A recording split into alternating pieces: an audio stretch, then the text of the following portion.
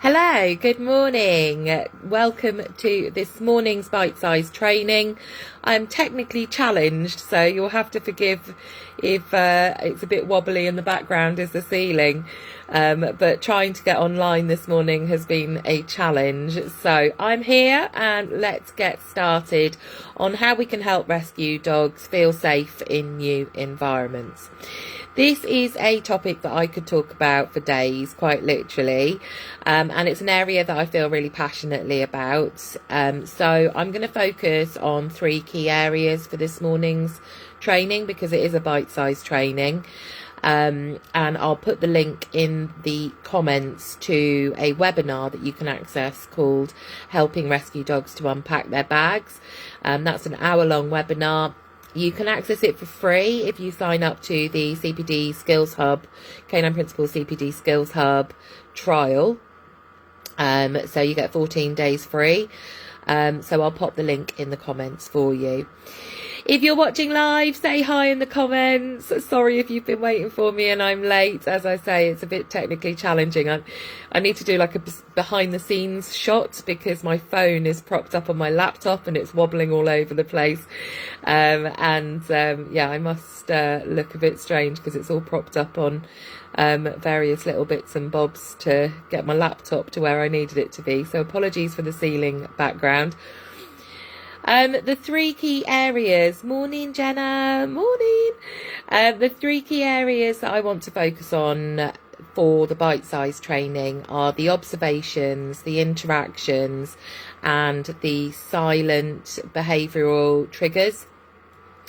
So we're going to be concentrating on those three key areas for this training rather than, unfortunately, what I see so commonly still with rescue dogs is where people are putting pressure on them. The first time they meet them, they're asking them to sit, things like that. Whereas what we actually want to start off with are those observations and really reading the dog's signals. Now, I may be disorganised with my tech this morning or challenging, but I actually made some notes. Because like I said, I'm so passionate about this and I wanted to make sure that I got as much as I could in this 10-minute training for you. So when we're doing our observations, we want to be looking for micro signals. There may be some really obvious ones, and I'll come on to some of the more obvious ones under the third step with the silent behavioural triggers, because a lot of them aren't silent, because we're looking at the symptoms rather than the root cause. But we want to be looking with our observations for things like the lip licking, the yawning, the head turn, the sniffing, the displacement kind of distraction. Oh, this is really interesting and I really need to sniff this blade of grass right now. And it may just be that they are genuinely sniffing that blade of grass. But if you are observing the dog and being really diligent with your observations, you'll be able to see when they're genuinely sniffing the blade of grass or they're actually using it as a displacement behaviour because they're struggling with processing what's going on around them. Their posture will also often tell you a story. Mm-hmm. So is it stiff? Is it loose? Are they carrying their body loosely? What is their tail position saying, and is it typical for that type of dog? So for example, the tail position on a beagle will likely be very different to that on a sight hound, for example. We want to be looking at their eye contact. We don't want to be staring at them or making deliberate eye contact that puts pressure on them, but we want to be looking at whether their eyes are soft and blinking or hard and fixed. And one way that I find really helpful for doing obs on dogs without putting pressure on them to make them feel like they need to interact is by looking at a body part rather than looking at them in their eyes. So for example, I'll look at an ear so I can still see everything that's going on with that dog's body without actually putting pressure unduly on that dog. So with our observations, what we're looking for is to pick up anything that may be concerning, maybe something to note, but we're also looking to eventually achieve an observation that is normal for that dog as an individual, and each dog will obviously vary. So we're going to be trying to establish what normal is for that dog through our observations, and as we're doing our obs, we're going to be potentially picking up different things as we go. So I'm going to come on to interactions next, and this area, like I say, is one that we need to do a lot of education with dog guardians around and really train the humans. We want to be doing everything on a consent basis with the dogs that are coming in, where at all possible it's whether the dog chooses to approach. So you're extending an invitation to the dog to approach you rather than approaching the dog. So you're going to invite the dog into your space. We're going to be looking at reward-based encouragement. So it may be that some dogs are able to take a treat and they're able to show you what motivates them and what doesn't. But it may be that that dog is too shut down at that point to actually be able to demonstrate that to you. So we're going to be looking at reward-based encouragement where at all possible. But a reward could just be a nice soft word. It could be a nice soft tone to some dogs, whereas other dogs it might be a little piece of cheese, a little piece of chicken, something high value. To other dogs it might be a certain toy. It might be a squeaky toy, for example. So it's very individual to the individual dog, but we're going to really make sure that everything is with their consent as far as we possibly can. We need to allow them some natural decompression time. We need to allow them to have the space to process, to observe their scenarios, to use their senses, to sniff, to hear, to actually get to terms with where they currently are. And allow that natural decompression time to take place rather than focusing on training or the outcomes that we want to see. They need to process things. They need time to come to terms with things. We can't put a timeline on how long it's going to take that dog to display the behaviour that we want them to display. Instead, we need to be focusing internally and focusing on our own behaviour, and making sure that our own behaviour, and as far as possible the behaviour of other humans that come into contact with that dog, is consistent. That consistency is really key in making sure that we're able to help that dog get to terms with their new environment and start to be able to relax a little and actually start to process and come out of a learned helplessness state in most cases, to actually make the choices themselves and decide whether or not they want to engage, whether or not they want to explore things further or have interactions with certain people. We need to make sure that where at all possible they're having choices and we're supporting their choices and their decision making. We want to make sure that we're respecting their space and we're not leaning over them or suddenly moving around them. We want to make sure that we are being the dependable strength that they need at a time where they're feeling really vulnerable. Even if they are displaying behaviours that would indicate that they are not necessarily feeling vulnerable, It may well be that those behaviours are fear-based because they're feeling vulnerable.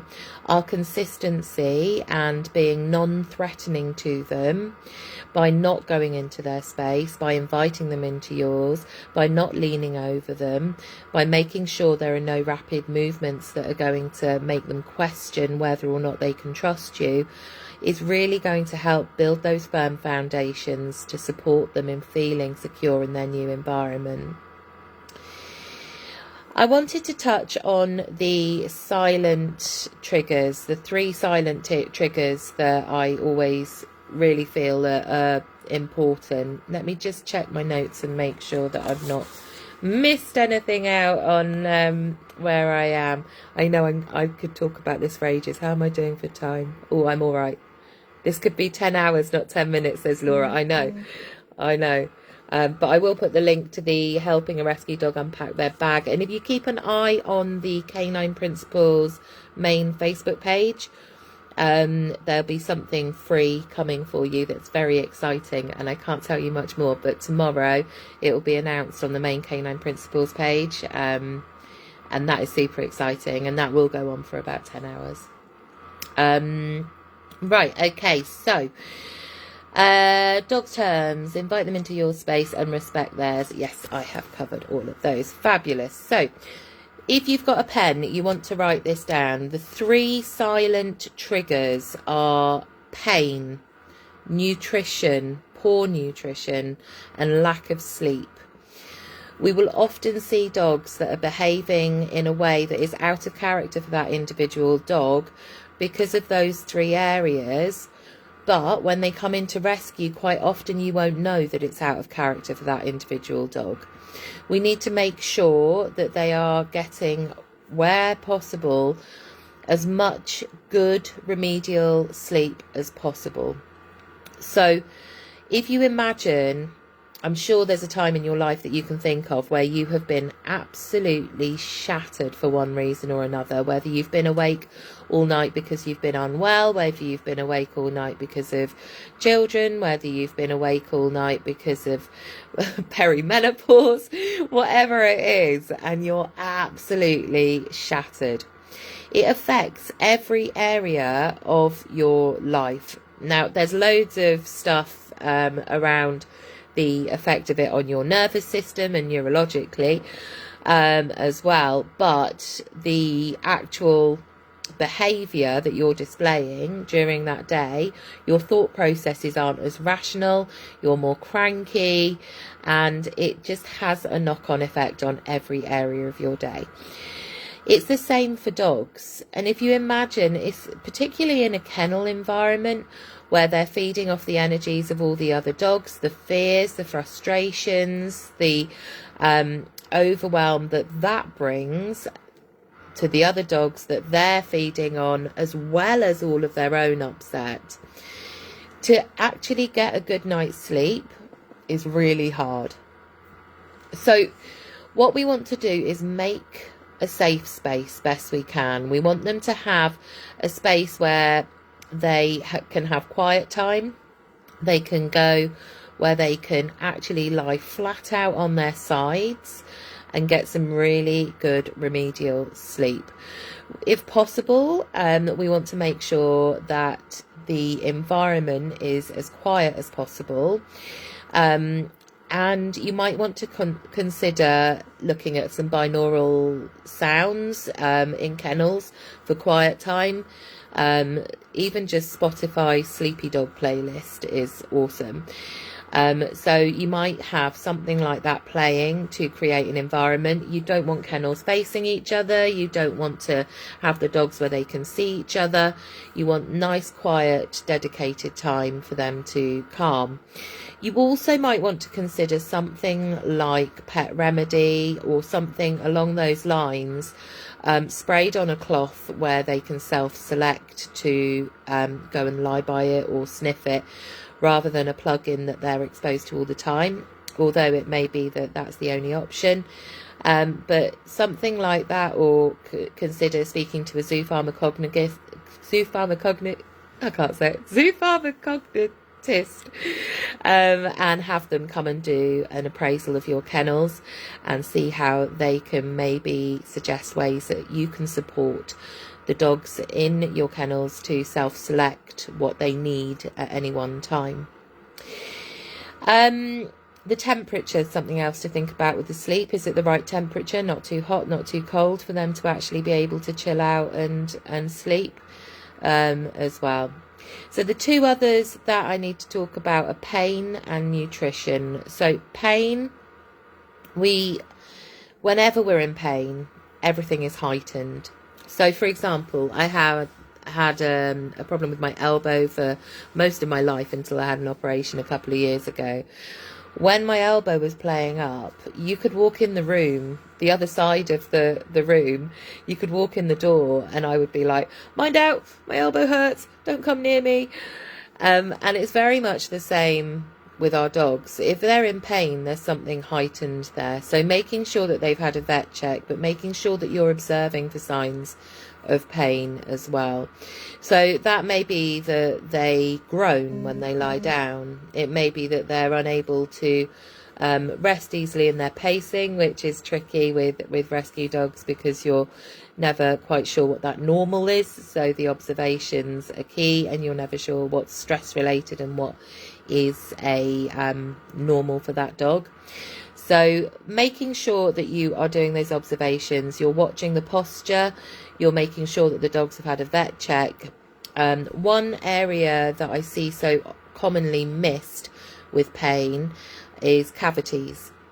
So if you've ever had a hole in your tooth and you've needed the dentist, the pain from toothache is really, really horrific.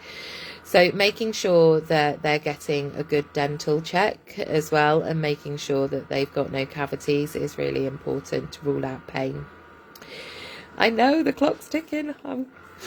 The nutritional side of things, we need to make sure that they are having good nutrition.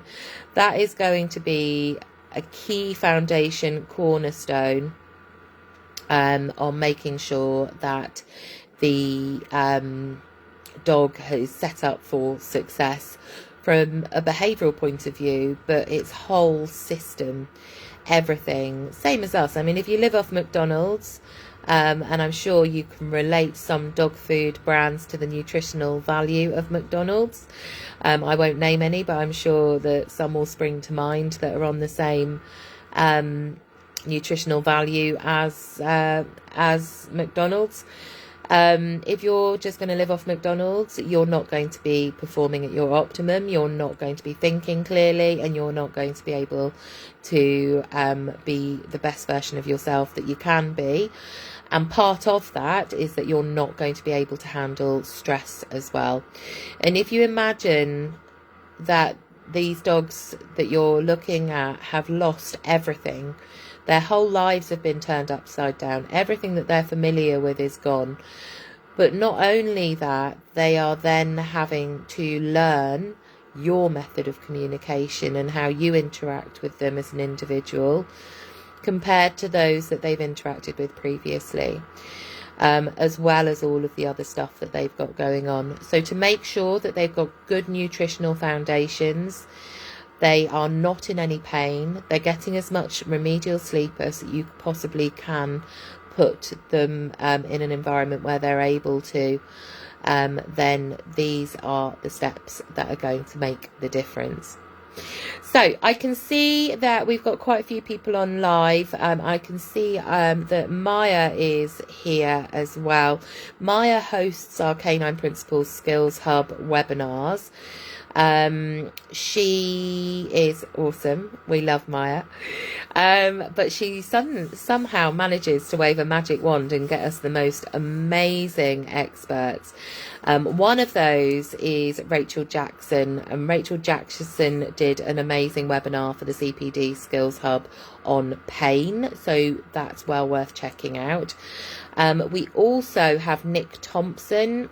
I was on a podcast with Nick and the Raw Pet Medics last week, and we were talking about how nutrition has such a big part to play.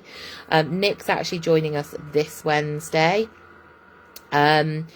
And you also have in the CPD Skills Hub the Helping Your Rescue Dogs Unpack Their Bags webinar, and over 80 workshops and webinars from leading industry experts, all in all, with new ones being added all the time.